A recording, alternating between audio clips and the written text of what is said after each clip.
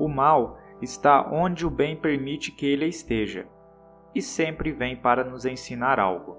Naquela noite, talvez o mal tenha farejado a minha arrogância, pois monstros se alimentam de vaidade.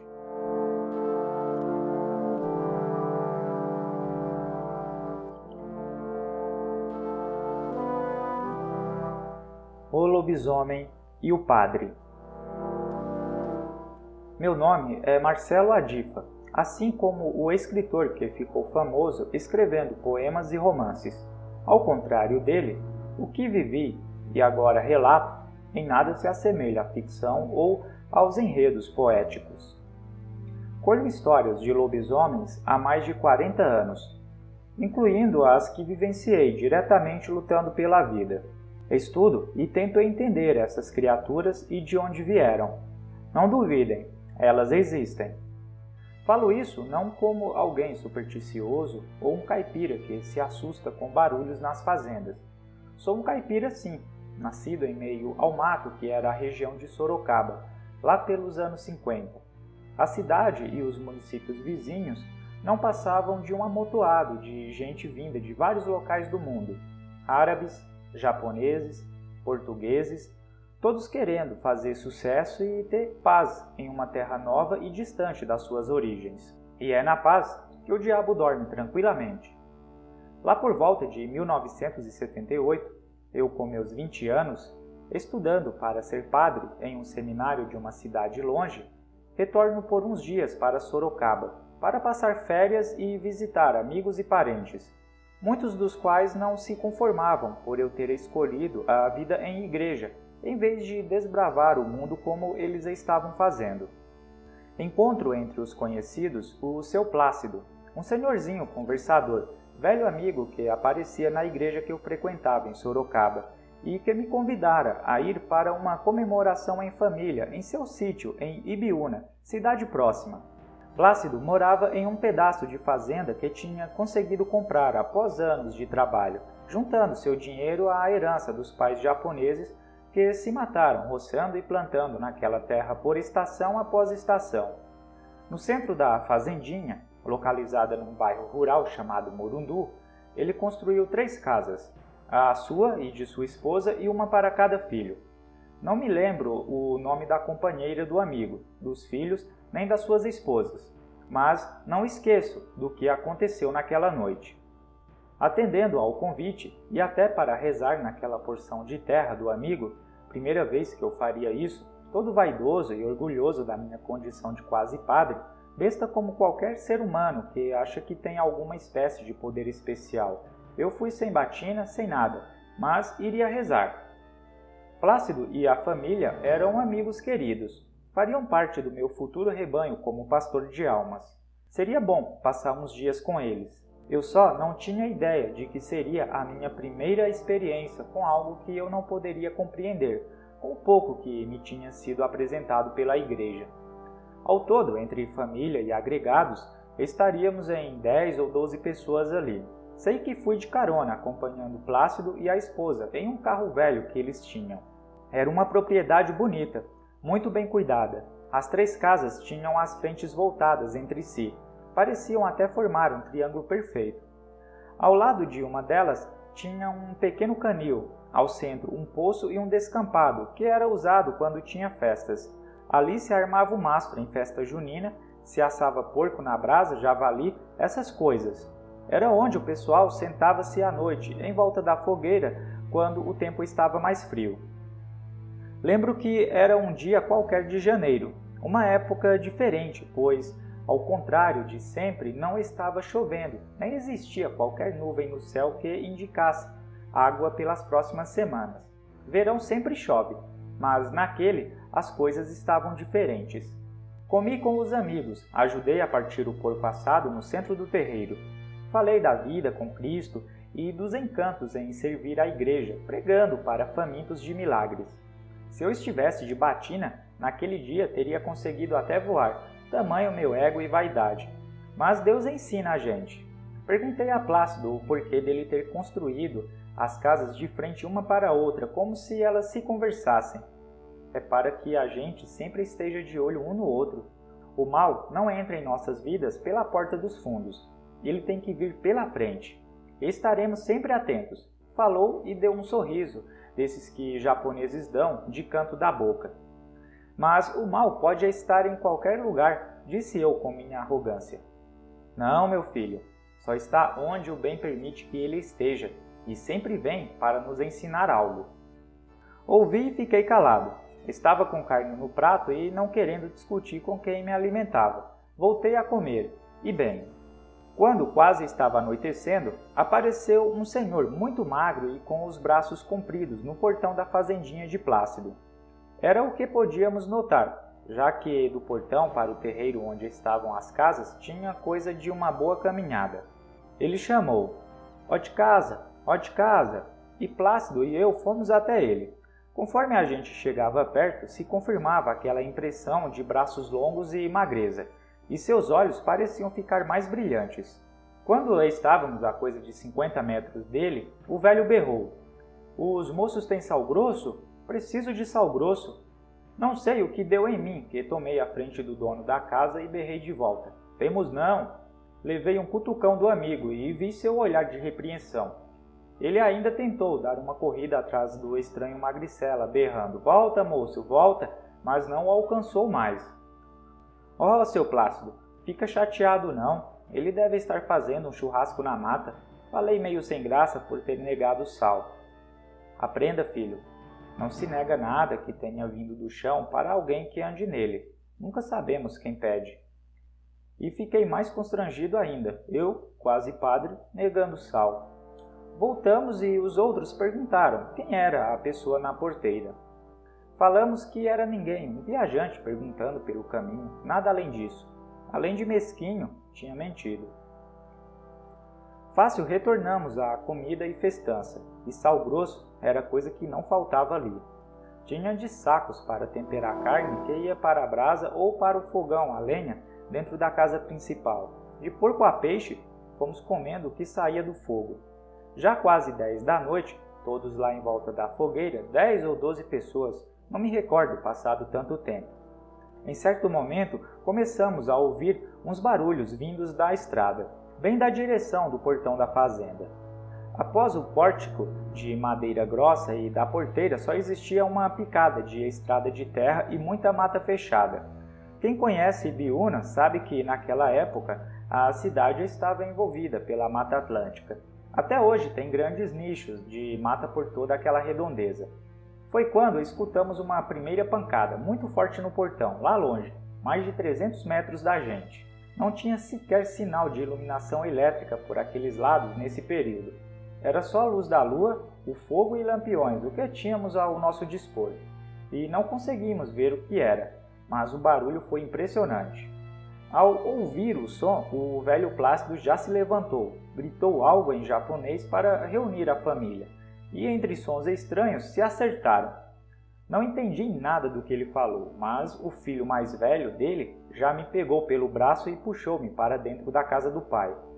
Não era nem a casa mais próxima, e todas estavam com as portas e janelas abertas, mas por algum motivo me levou exatamente para aquela.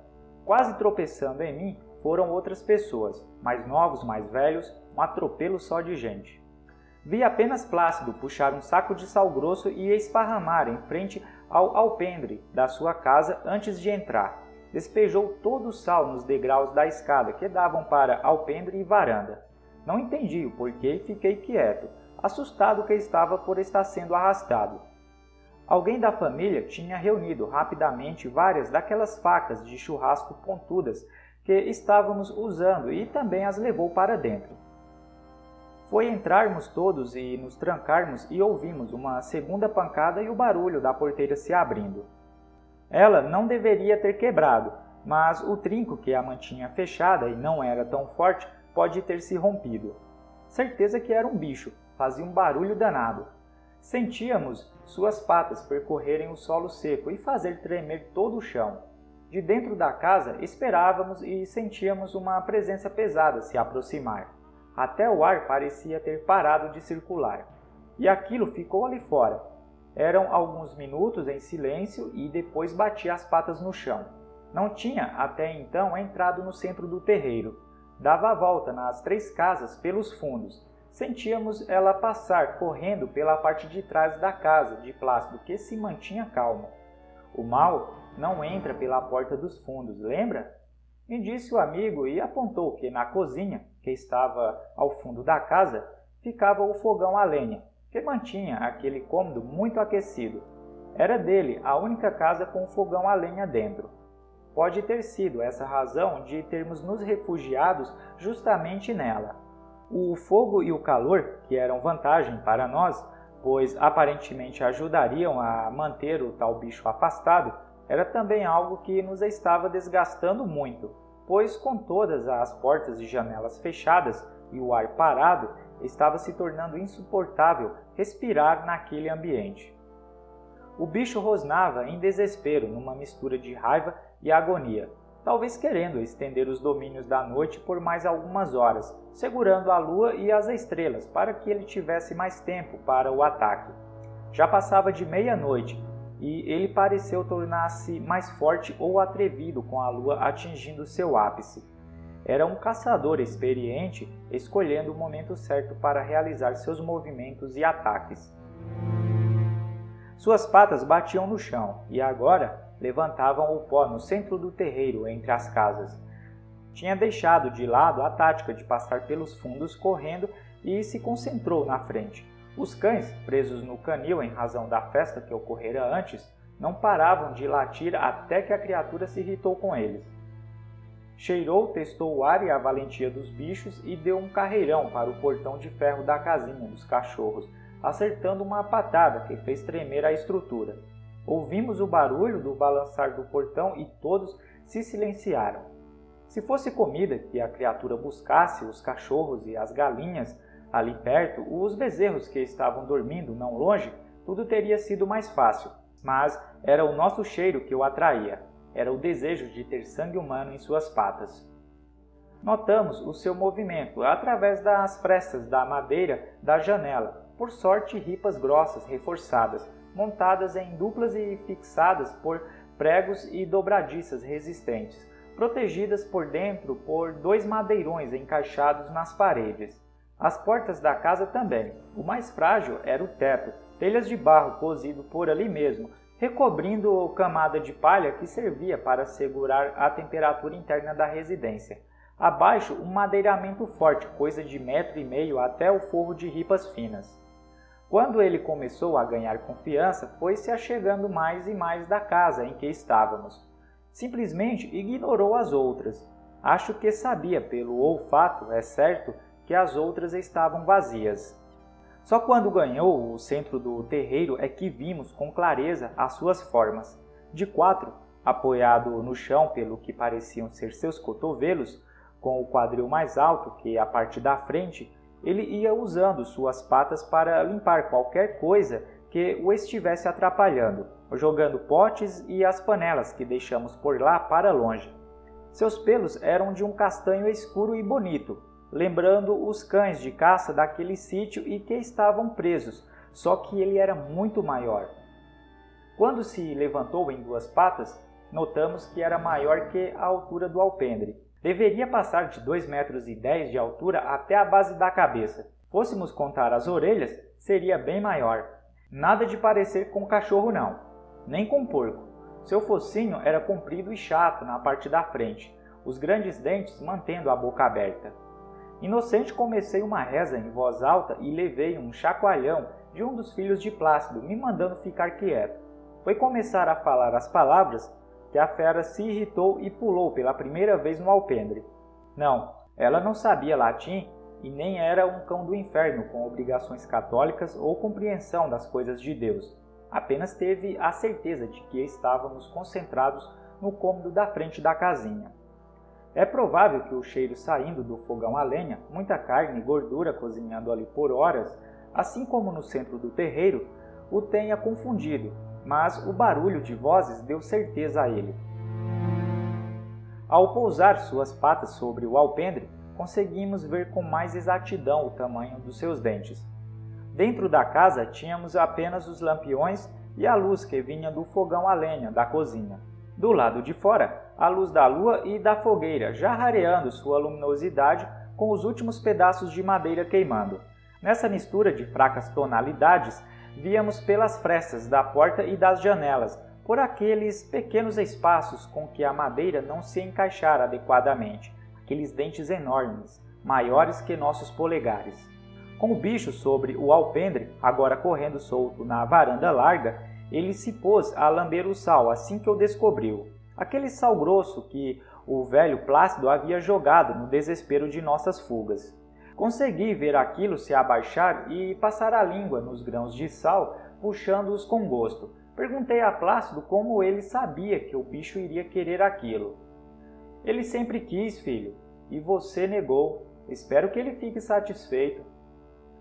Sem entender ainda, repliquei. Satisfeito? Com o quê? E se não ficar? Vai querer o quê? Você, meu filho, me disse o velho. E de fato o bicho medonho não ficou. Lambeu todo o sal e se voltou em fúria para a porta. Deu um murro tão violento na madeira no justo momento em que eu estava tentando olhar. Me fez voar longe de tanto medo. E começou a correr, correr de lado a outro na varanda. Parava e dava tapas nas janelas e na porta. Em um momento, um dos filhos fez um sinal e percebi rapidamente o seu significado. As madeiras não iriam aguentar muito. Ele passou uma faca para cada um, daquelas compridas para fatiar a carne do churrasco, e indicou que colocássemos a ponta bem nas frestas das janelas e da porta. Assim fizemos. Em 4 ou 5 pessoas, seguimos a orientação. A faca maior ficou com Plácido e assim que a besta parou para cheirar a madeira e planejar novo ataque contra a porta, bem na frente de onde estava o velho, ele fez um gesto para a gente e empurrou com tudo a lâmina contra o vão, atingindo o animal do outro lado. Não sabemos se o artefato fez muito estrago, mas Plácido empurrou aquilo com força e o quanto conseguiu. A fera urrou com raiva e esmurrou o chão. Ao puxar a lâmina, o japonês a mostrou para a gente pingando um líquido escuro, mais escuro que nosso sangue. Urrando, a besta foi se escorando pela lateral da varanda até chegar em uma janela. O filho de Plácido e um agregado estavam a postos ali, facas encaixadas nos vãos, um dos rapazes na parte de baixo e outro perto das dobradiças. Dessa vez, sem sinal ou espera, espetaram o quanto puderam aquele ser. Eu já estava com um terço nas mãos, mais ansioso que qualquer coisa, rezando para não acabar morto naquela noite. Mas sabíamos que ele poderia ser ferido. Tínhamos feito cortes nele em suas patas dianteiras e provavelmente no dorso. Ele estava com raiva, uma raiva absurda, e começou a bater com os pés na porta, como se desse coices. O tinhoso tinha aprendido e não estava permanecendo com o corpo perto da parede ou das madeiras. Batia e recuava. Tínhamos medo que ele entendesse que podia subir no telhado e entrar por lá, parte mais frágil da residência. Era necessário acabar com aquilo antes que ele se desesperasse mais e tentasse o acesso por cima. Pegamos por ordem de Plácido uns tocos grossos de madeira que estavam ardendo em brasa no fogão e ficamos postados na frente da porta. A esta altura teríamos que fazer o insano, abrir e ir para cima do bicho. Mas ele agiu antes, meteu um coice na porta que fez um rombo de quase 30 centímetros, bateu e girou o corpo para trás como se tivesse dado uma cambalhota. Sem termos tempo para nada, ele se adiantou e meteu a pata no buraco, passou rente pelo meu pescoço e chegou a arrancar o terço que estava enrolado no meu pulso. Quase conseguiu me pegar. Eu me joguei assustado para trás. Tinha sentido a ponta das unhas, o calor da pata daquela fera triscar minha pele, rasgar o tecido da minha camisa, por sorte não me machucando, além da vaidade e da arrogância que, a esta altura, já tinha perdido. Em novo golpe, ele conseguiu meter a pata de novo no buraco e puxou o braço de Plácido, apertando-o com muita força. O próprio velhinho, meu amigo, pegou a madeira em brasa que carregava em outra mão e enfiou pelo buraco. Sentimos aquele cheiro de pelos e pele queimando e a assombração o largou.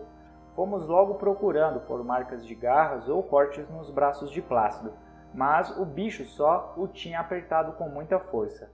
Estava ferido, mas não com cortes. Já não tinha jeito. Sem a porta como proteção, arrebentada, agora só existia mesmo uma solução. Todos com tocos em chamas nas mãos, aproveitamos um recuo da fera, abrimos o que sobrou da porta e avançamos sobre a varanda. Quem podia trazia a madeira em chamas e uma faca. A fera estava se retorcendo de dor na escada. Além dos cortes nas patas dianteiras, a queimadura tinha feito efeito. Avançamos a chama, sobre ela que urrou. Aquele cheiro de enxofre que saiu de suas entranhas, o som do grito, o desespero que se levantou naquela fazenda, nunca esquecerei dessa soma de fatores. Fomos para cima. Passamos as madeiras perto do seu focinho. Os que conseguiram deram algumas pancadas. E ela foi se afastando, até saltar para o centro do terreiro e de lá estabelecer fuga para a estrada, possivelmente pulando na mata. Estava tudo destruído. Na varanda e no terreiro tudo estava revirado. Tinha sangue daquele bicho espalhado perto das janelas. Do chão, Plácido pegou meu terço e colocou na minha mão.